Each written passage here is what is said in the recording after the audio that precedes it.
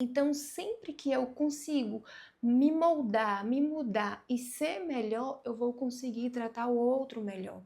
Eu vou conseguir receber as coisas boas que aquela outra pessoa tem para me oferecer. Porque se eu não tenho coisa boa para oferecer, comportamento bom para oferecer, é o tempo inteiro reclamando, é o tempo todo chata, como é que o outro vai devolver isso para mim? Se eu não consigo passar isso para outra pessoa também.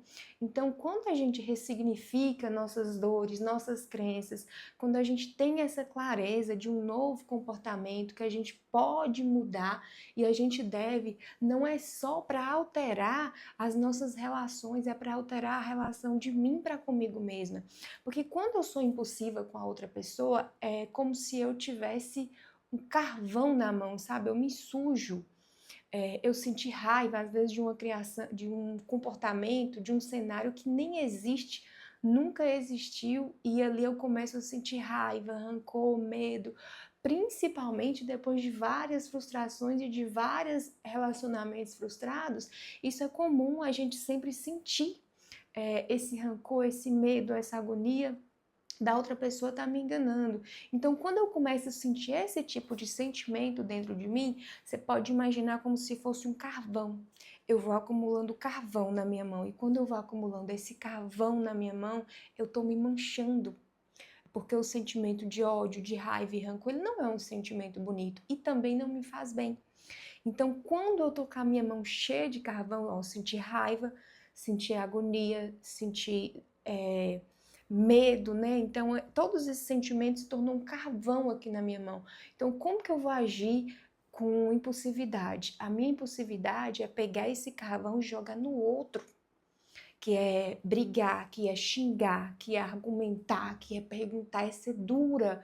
Então eu vou pegando esse carvão e jogando no outro, jogando no outro. E quando eu jogo esse carvão no outro, eu já estou manchada primeiro. Então, quando eu ressignifico minhas crenças, o meu comportamento, quando eu sei quem eu sou, quando eu me posiciono, eu não vou me manchar primeiro. Então, se eu não me mancho primeiro, eu não vou manchar o outro. E o comportamento do outro, a gente precisa entender que é um problema dele. Mas o outro sempre vai revelar em mim aquilo que está oculto. Infelizmente, a gente carrega, né, traumas de gerações, a gente carrega comportamento de geração em geração, e a gente precisa quebrar esse comportamento para a gente criar algo novo. Eu cresci em um lar, às vezes o relacionamento do meu pai e da minha mãe nunca não é modelo para mim.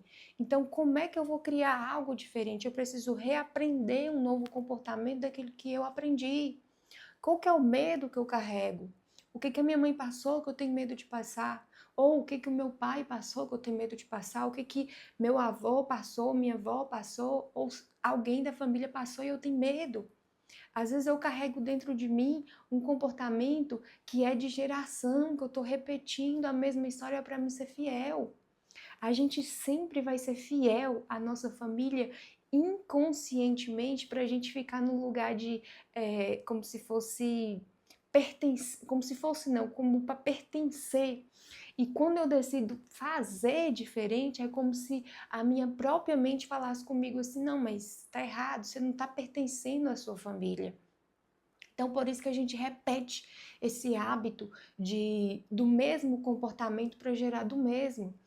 Se a gente cresceu em um lar que a mãe ou o pai era muito duro, no meu caso era o meu pai que era muito duro, muito, vamos dizer assim, grosso, né, no falar. Às vezes, se acontecesse alguma coisa, ele estivesse nervoso com algo dele que não deu certo, eu não podia nem encostar perto, porque eu já sabia que eu ia receber.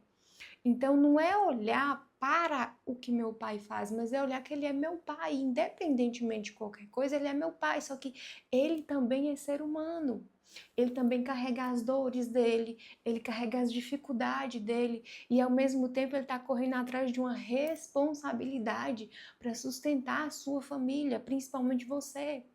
Às vezes a gente viveu em um lar que a gente sofreu ali, Só que ao invés da gente ficar olhando para aquela dor, quando a gente é adulto, a responsabilidade é nossa agora. Só que além de pai, era um ser humano que também tinha suas dificuldades, assim como a gente, assim como eu tenho dificuldades hoje.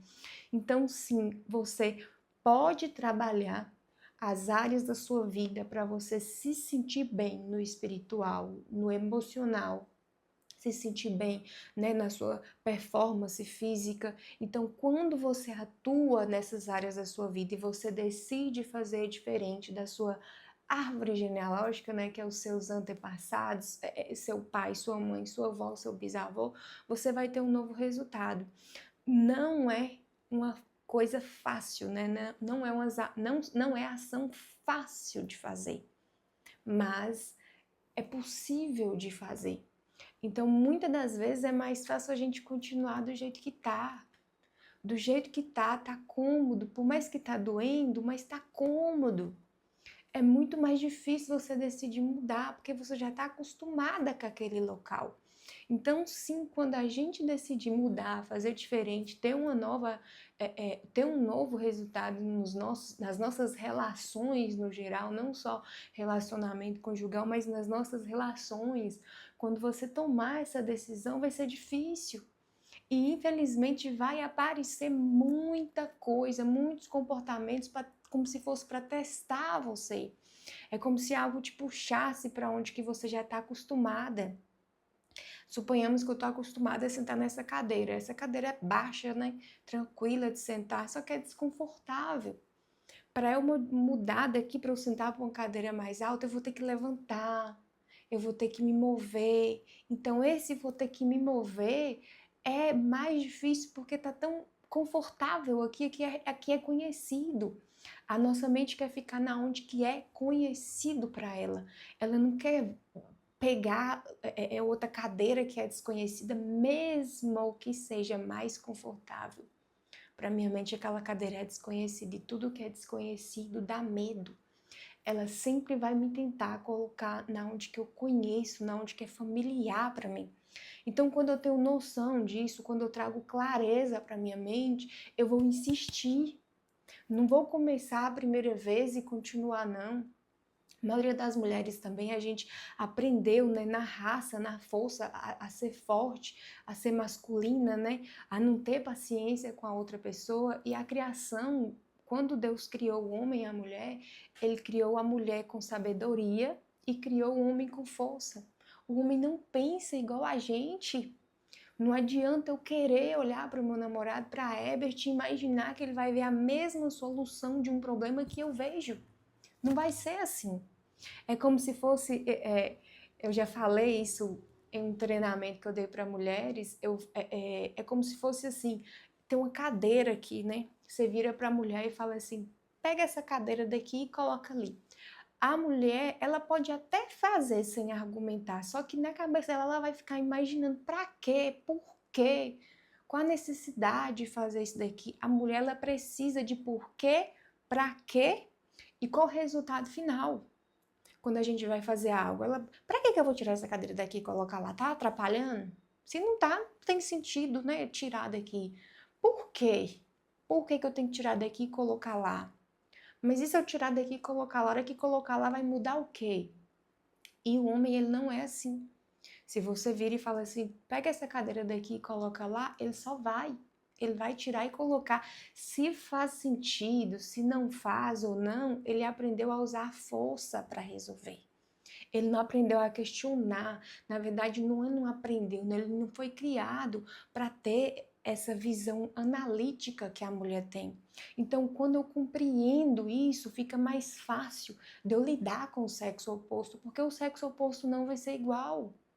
A gente tem a nossa diferença e quando eu estudo comportamento humano, quando eu começo a entender o comportamento do homem, quando eu começo a entender o meu comportamento de mulher para ser mais feminina e ver essa onda aí, né, de ser mais feminina o tempo todo, mas ver essa onda para ser mais feminina, para agradar o meu parceiro, eu não concordei muito com esse ser feminino, mas quando eu comecei a ter esse conhecimento, eu percebi que ser feminina não é só para fazer bem na relação, mas é para mim.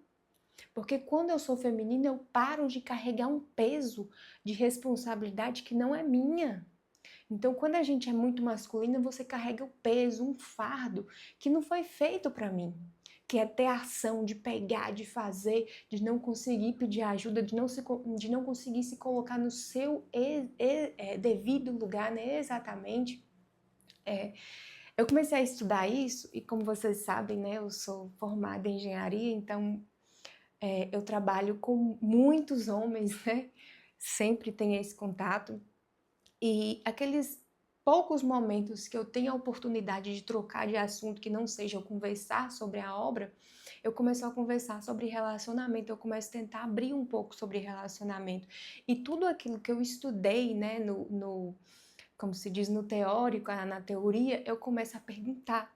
E uma das coisas que eu vi na teoria é a forma de falar, a forma de comportar, a forma de agir. E aí eu comecei a contar para eles, né, que eu tive muito problema com relacionamentos e tal. E quando eu comecei a mudar o meu comportamento, começou a dar muito certo. Por mais que não seja fácil, né, porque sempre a gente quer retornar à nossa versão antiga, porque a gente está acostumada, né, mais tempo lá na versão antiga do que na nova versão.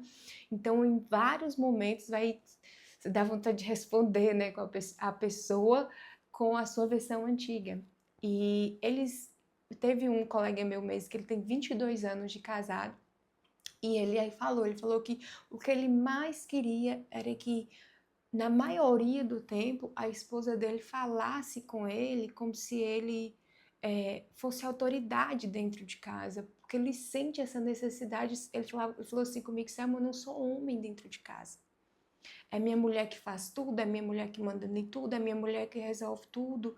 Então, eu vou ser homem aonde? Você consegue perceber assim que a forma que a esposa dele trata ele moldou um pensamento de ele procurar ser homem na onde? Aí falou assim: aqui na obra eu sou homem, mas eu queria ser homem para minha esposa. E aí ele prefere ter uma válvula de escape, né? Que infelizmente eu não defendo essa ação da pessoa trair, mas é tanto que eu comecei esse daqui por conta disso, né? Para deixar de ter frustração nos relacionamentos. Infelizmente ele vai procurar outras mulheres. Porque com essas outras, ele vai conseguir ser homem. Aí eu questionei para ele, né? Por que você não chama ela para conversar? Ou até porque não separa, né? Por que não separa então? Já que você não tem o que você procura, por que você não pede? Aí ele, é como se ele fosse a mulher da relação, né? Ele falou assim: eu já tô cansado já, eu não vou acabar um casamento de 22 anos. Deixa do jeito que tá, a gente vai levando, é mais fácil do jeito que eu tô fazendo. E aí tem outro, né, que eu conversei, e é engraçado que ele falou assim comigo: Selma, se você tem um combinado com seu namorado à distância e tudo mais, sempre relembra ele, né? Porque homem é bicho do mato, homem é não sei o quê. Então, assim, a gente percebe que às vezes você combinar alguma coisa com a outra pessoa, para ser recíproco, você sempre tem que relembrar, às vezes, aquela outra pessoa, mas principal do que a outra pessoa é relembrar você, quem você decidiu ser, independentemente de qualquer situação. Às vezes a gente deixa muito o ego, né, falar pela gente, sendo que o ego masculino é maior do que o feminino. Às vezes, antigamente, eu tinha essa mania assim: se eu fosse entrar num carro e o homem dirigisse menos, menos melhor, né? Assim, não dirigisse tão bem quanto eu acho que tem que ser, né? Porque às vezes é o que a gente acha, nem sempre é a verdade. Eu começava a me afirmar, falando assim: não, você nem sabe dirigir direito, eu sei dirigir melhor que você, eu não preciso me colocar nesse lugar mais, seja em qualquer comportamento. Eu sei o meu valor, eu sei quem eu sou, então eu não preciso, e isso é o ego querendo falar por mim, para mostrar que eu sou melhor do que o homem. Então, quando a gente aprende, né, a se posicionar, a ficar nesse local de clareza, a gente para de sofrer e a gente cria uma relação mais harmônica, mais gostosa de viver. Então, é um processo que não é fácil, mas é possível.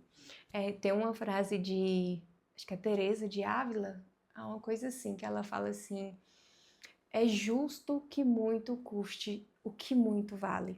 Então, uma boa relação, que vale ouro, né? Uma relação boa, ela vai custar. Às vezes ela vai custar nosso ego, ela vai custar nossa paciência e a nossa sabedoria, quando a gente liga, né, com o espírito, que às vezes sozinha a gente não dá conta, a gente consegue. Se você gostou desse conteúdo, me siga, né, aqui no YouTube, no Instagram, comenta, compartilha e coloca aqui para mim o que você mais gostaria de continuar vendo, né, aquilo que vai te ajudar a evoluir mais feminina, mais leve e a criar aquele relacionamento harmônico